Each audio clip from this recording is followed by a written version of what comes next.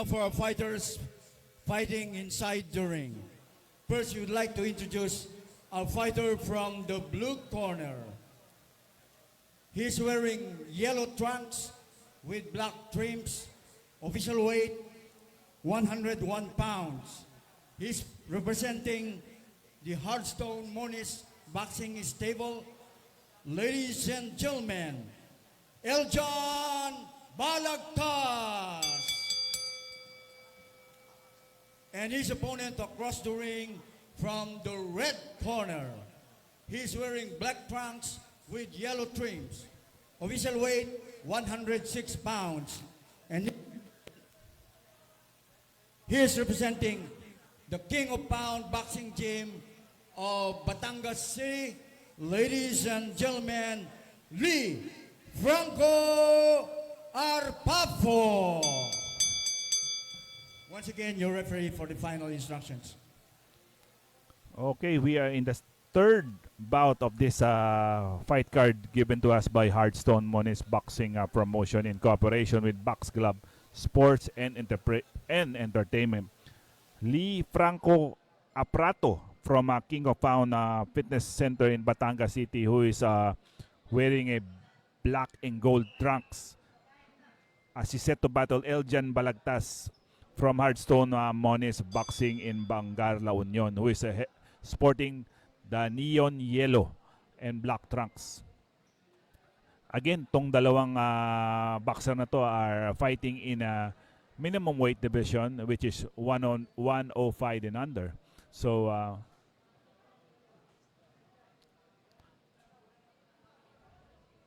nice stiff jab to start this contest for Aprato.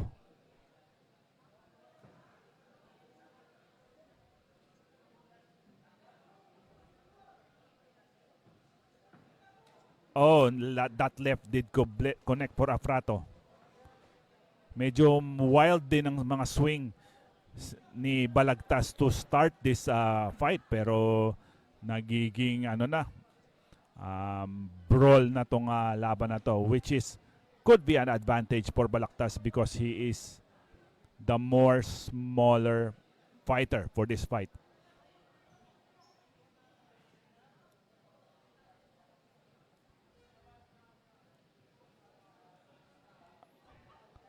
The 1-2 combination by Aprato, partially blocked by Balagtas. Eljan trying to pin Aprato to the corner, but nakalabas din yung Aprato doon sa trap ni Balagtas. Again, itong laban na to ay sa minimum weight division at merong 4-round silang paglalabanan. Yung Aprato who's making his pro debut.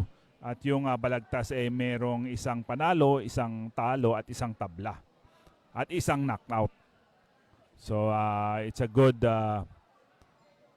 pero kung lumaro yung Aprato parang hindi pro debut no? He has good sense of boxing, basic boxing. Ayun, ang ganda ng ilag niya.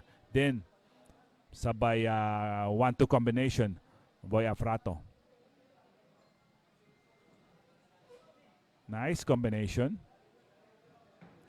Oh, Balagtas is trying to dig to the body. Ayun, medyo na-corner na niya yung Aprato ngayon.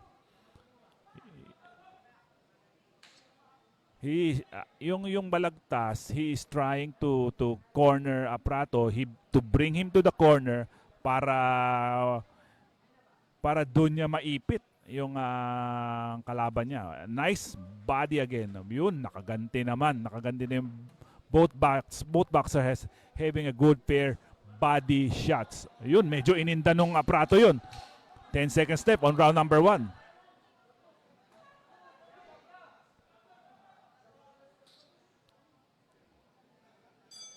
End of round number 1.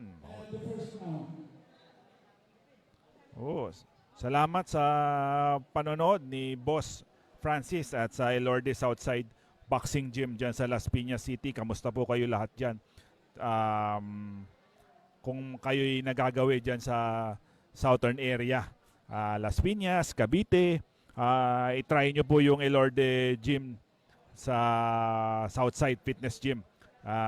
Diyan sa may Alabang, Zapote, Las Piñas. Okay? Kasi dyan din ang area ko eh. Cavite, then Las Piñas, and everybody there. Lahat ng gustong mag-fitness dyan, pumunta po kayo sa Elorde Southside Fitness Gym. Dyan nga ho sa Alabang, Zapote, Las Piñas. Maraming magagaling na trainer dyan na matututo talaga kayo. So in my knowledge, hindi lang boxing, merong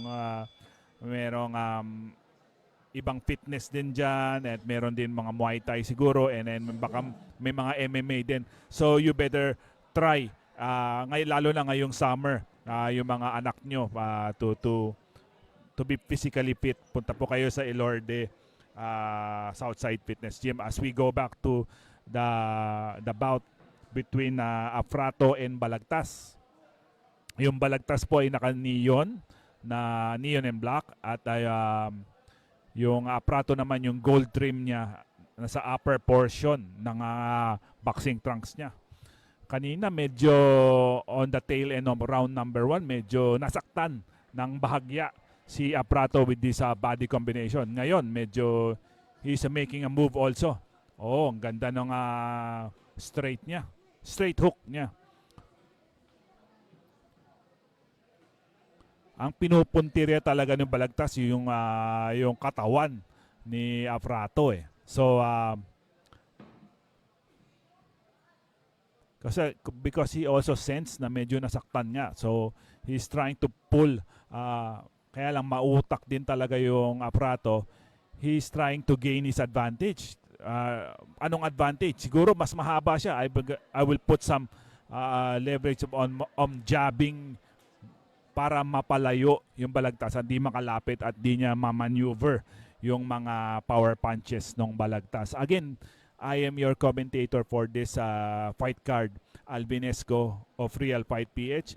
Kung may oras kayo, kindly like and follow Real Fight PH sa Facebook. Maraming salamat po. Ang ganda ng dig to the body ng Balagtas.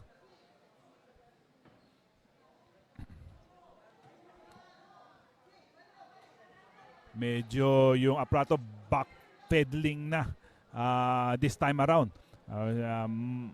Nakakaramdam na rin siguro siya ng mga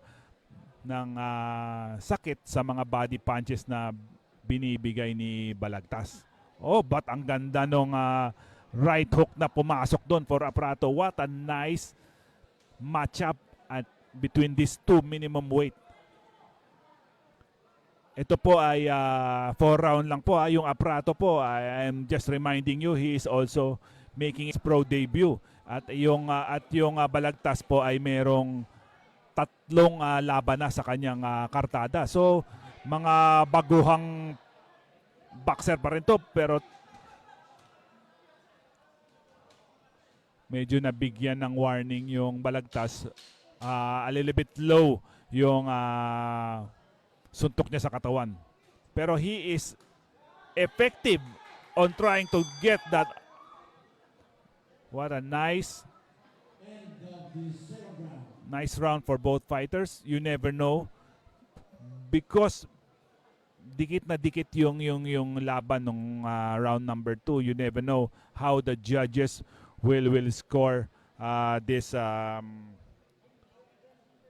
round. So salamat Enrique Mansalin for watching, and God bless you too. Rosalinda Ducot, sabi niya good luck daw sa team Elorde. Reynold Macay, who is watching from Negros, salamat. Kay Coach Andrew, salamat sa papanonood mo from nasa Vietnam yata siya. Hindi pa po tapos yung Maris Ducot. Tapos po ng laban na to, yun na po ang susunod. Yung laban ni Maris Ducot tsaka ni Jerome Guyuman. So, we are entering round number 3 of this exciting minimum weight affair between Lee Franco Afrato of King of Pound Fitness Center dyan po sa parte ng Batangas. Ang kalaban niya si Eljan Balagtas naman ng Hearthstone Moniz sa Bangar La Union. Round number 3 na po tayo nitong 4-round festivities. 1-2 combination. Connected by Aprato. Pero hindi nagpapatinag yung Balagtas. Is still continue to pressure Aprato and trying to nail to the body. Pero matibay din tong Aprato. Marami-rami na ring suntok sa katawan ng sinalo nito, pero he's still there trying to trade blows with Balagtas.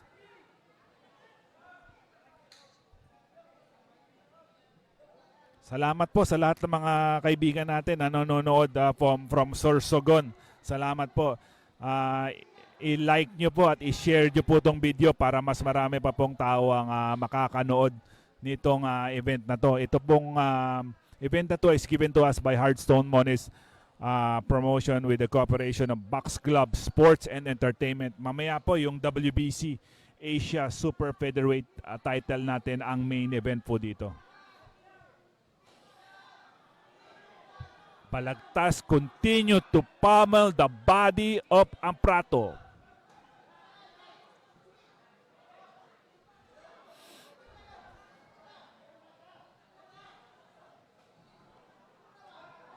That left connected by Balagtas. Relentless talaga tong Balagtas. He is keeping that pressure over Aprato. Pero no mistake about it, may mga good moments din ni Aprato. He has also have some good combination. Pero talagang yung katawan talagang is trying to nail Aprato to the body relentlessly.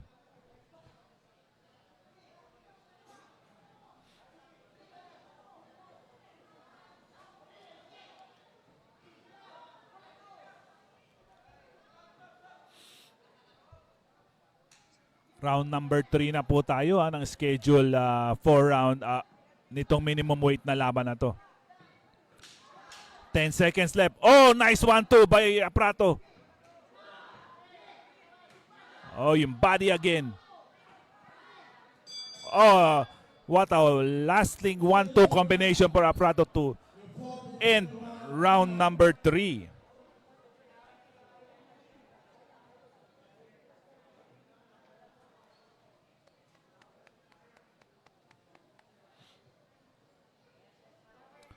Salamat po, salamat. This live stream is also given to us by Elorde TV. Kindly like and follow also our page sa Elorde TV para naman para ma-sustain ng Elorde TV yung pagla-live nila sa mga boxing event here in the Philippines. Again, itong boxing event or live stream ay libre po na binibigay sa atin ng Elorde TV. So dito na po tayo sa round number 4. Final round na po to between Aprato and Eljan Balagtas. Same strategy for Balagtas. Go inside and try to nail the body. So which is quite successful naman for Balagtas. Hindi natin masasabi kasi kung sino ang leading on this bout because both boxers have their moments through all out of this fight. Pareho talagang bakbakan tsaka bigayan talaga tong laban na to. Itong laban na to ay pangatlong laban sa fight card na to. Meron po tayong 12 na laban for today's boxing event. Again, this is the final round na po tayo nitong 4-round affair. 4 na round lang po naglalaban tong dalawang boksingerong to.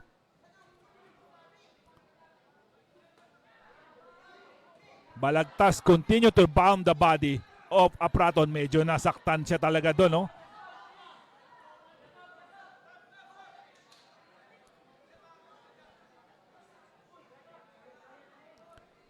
Kung pumunta ang laban na to sa scorecard, it will be very exciting to know kung sino ang mananalo.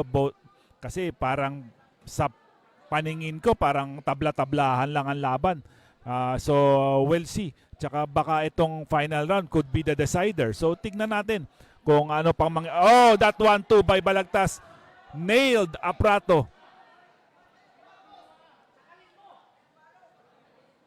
Tsaka sa mga nagtatanong kung libre ba ho ang manood ng live dito, libre po manood nitong pa-boxing na to. Pumunta lang kayo dito sa The Flash Grand Ballroom, Ilorde, Sucat, Parañaque para makanood kayo ng championship, WBC championship na main event a little bit later pa.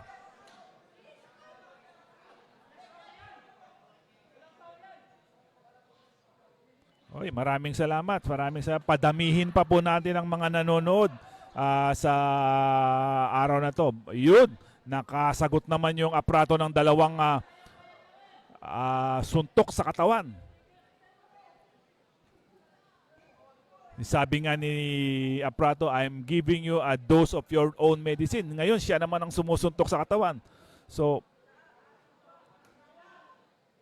malakas pa ang mga bitaw ng Balagtas. Again, he nailed 1-2 combination to the body for Eljan Balagtas. We'll see. Okay, wow. Malalaman natin a little bit later kung sino po ang mananalo dito sa dalawang minimum weight natin.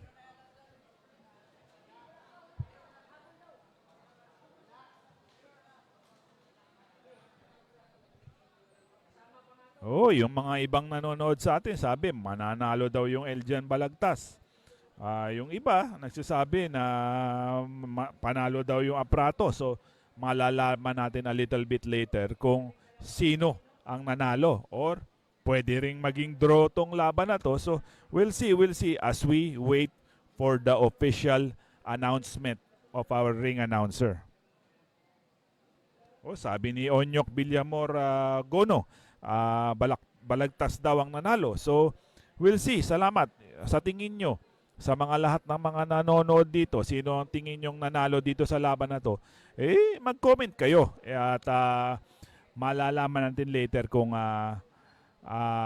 tama ba kayo o mali kayo as our official is tabulating right now yung decision sa laban na to.